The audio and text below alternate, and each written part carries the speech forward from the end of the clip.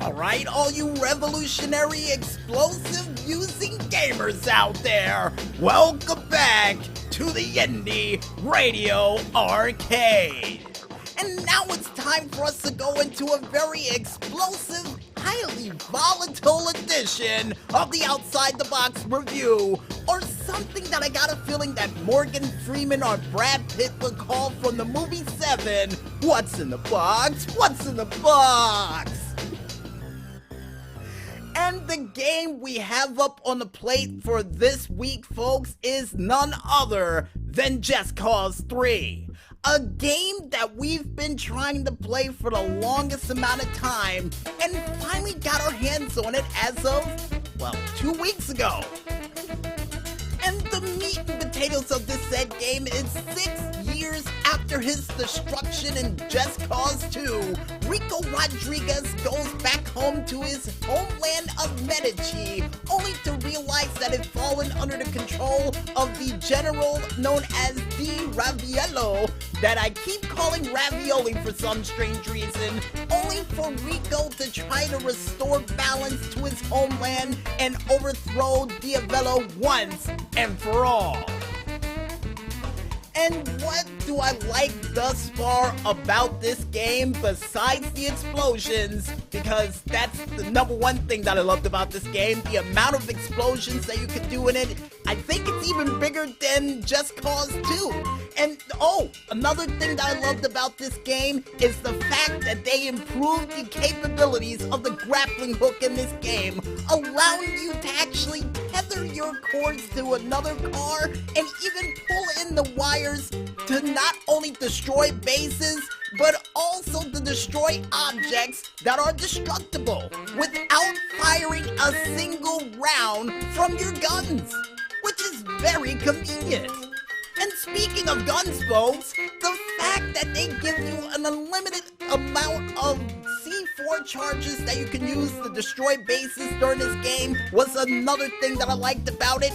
And before I could possibly forget, and before you thought I forgot, Maestro, the wingsuit upgrade that they included for this said game is another thing that I loved about it, especially seeing the fact that you get the chance to use your grappling hook to actually grab toward the ground and launch yourself even further into the friendly skies to fly, making cars basically useless in this game.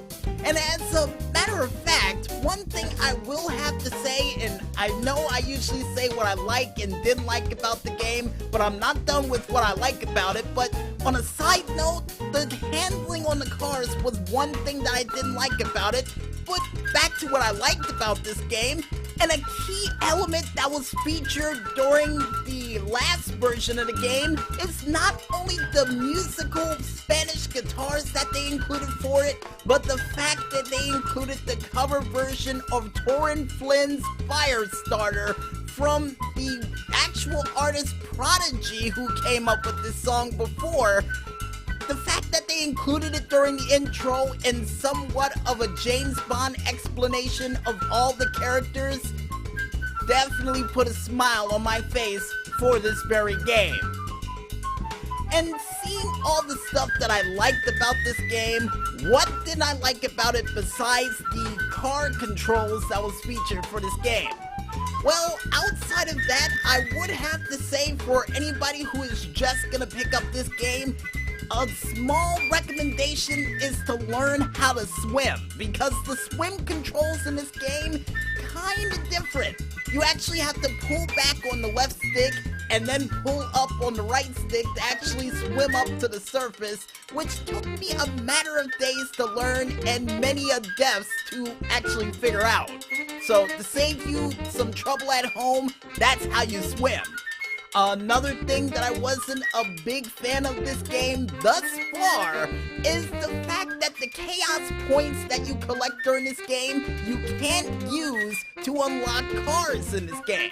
But instead, you can use the chaos points to measure the destruction you do in the town and do a couple of mini-game challenges around the town to unlock new powers or new abilities.